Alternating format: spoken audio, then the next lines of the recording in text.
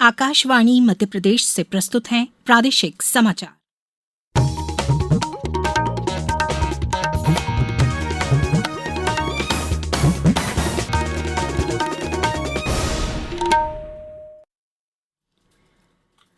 नमस्कार, समाचारों के साथ मिराना शाहिद।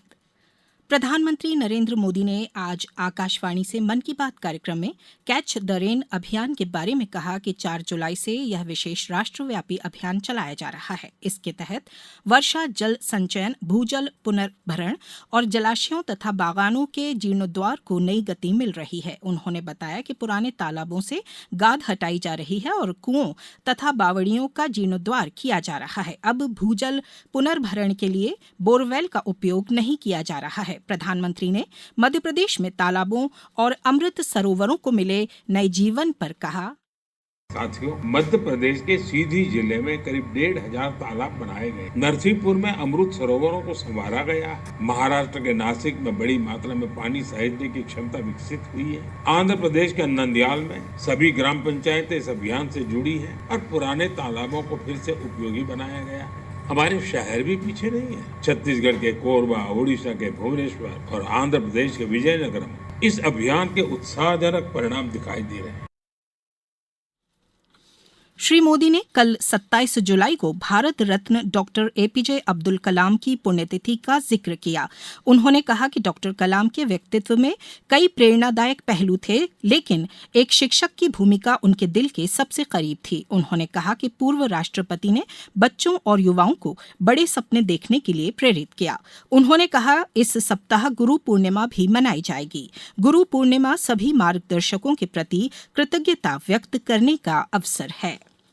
जम्मू श्रीनगर राष्ट्रीय राजमार्ग पर भूस्खलन के बाद आवाजाही दोबारा बहाल होने पर आज तड़के 4,474 श्रद्धालुओं का जत्था अमरनाथ यात्रा के लिए जम्मू आधार शिविर से बालतल आधार शिविर के लिए रवाना हुआ। इस जत्थे में 166 वाहनों का काफिला है। हाल की बारिश से पारंपरिक मार्ग को हुए नुकसान के कारण आज जम्मू से अनंतनाग जिले के पहलगाम आधार शिविर के लिए कोई जत्था रवाना नहीं किया गया।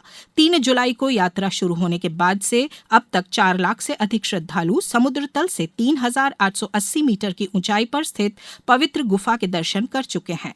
अमरनाथ यात्रा 28 अगस्त को रक्षाबंधन के दिन संपन्न होगी। कारगिल विजय दिवस पर राष्ट्रपति द्रौपदी मुर्मू, उपराष्ट्रपति सीपी राधाकृष्णन और प्रधानमंत्री नरेंद्र मोदी ने मातृभूमि के लिए प्राणों की आहुति देने वाले वीर सैनिकों को श्रद्धांजलि अर्पित की है। राष्ट्रपति मुर्मू ने सोशल मीडिया पोस्ट में कहा कि सैनिकों का अद्वितीय शौर्य, अटूट संकल्प और देशभक्ति भारतीय सशस्त्र बलों की उत्कृष्ट परंपरा का उदाहरण है। उपराष्ट्रपति सीपी राधाकृष्णन ने कहा कि राष्ट्र उन वीर सैनिकों को नमन करता है जिनके असाधारण साहस, अटूट संकल्प और सर्वोच्च बलिदान ने कारगिल युद्ध में भारत की ऐतिहासिक विजय को संभव बनाया। प्रधानमंत्री नरेंद्र मोदी ने कहा कि सबसे चुनौतीपूर्ण परिस्थितियों में भी वीर सैनिकों का शौर्य सदा राष्ट्रीय गौरव का स्रोत बना रहेगा। प्रधानमंत्री ने कहा कि उनकी देशभक्ति और कर्तव्य निष्ठा आने वाली पीढ़ियों को प्रेरित करती रहेगी। सरकार कल लोकसभा में लोक परीक्षा अनुसूचित साधनों की रोकथाम संशोधन विधेयक 2026 पेश करेगी। यह विधेयक सोमवार के लिए लोकसभा की कार्यसूची में शामिल है। केंद्रीय मंत्री डॉक्टर जितेंद्र सिंह इस विधेयक को सदन में प्रस्तुत करेंगे। इसका उद्देश्य लोक परीक्षा अनुचित साधनों की रोकथाम अधिनियम 2024 में संशोधन करना है। मुख्यमंत्री डॉक्टर मोहन यादव आज निवाड़ी जिले में संयुक्त कार्यालय कलेक्ट्रेट भवन का लोकार्पण करेंगे। श्री यादव अधोसंरचना, स्वास्थ्य, शिक्षा, कौशल विकास और ग्रामीण विकास से जुड़ी विभिन्न महत्वपूर्ण परियोजनाओं के लगभग 193 करोड़ रुपए की लागत से बनने वाले कुल 59 विकास कार्यों का भूमि पूजन एवं लोकार्पण करेंगे। प्रदेश में मानसून सक्रिय बना हुआ है। अगले 24 घंटे के लिए शहडोल, अनूपपुर, डिंडौरी, मंडला और बालाघाट में भारी बारिश का अलर्ट जारी किया गया है। इन जिलों में 4 इंच या इससे अधिक बारिश होने की संभावना है। वहीं राजधानी भोपाल, इंदौर, जबलपुर, उज्जैन, ग्वालियर समेत प्रदेश के करीब 50 जिलों में बादल छाए रहने के साथ हल्की से मध्यम बारिश होने का अनुमान है। इस बुलेटिन में इतना ही। अगला बुलेटिन सुनिए शाम 7:10 पर। नमस्कार।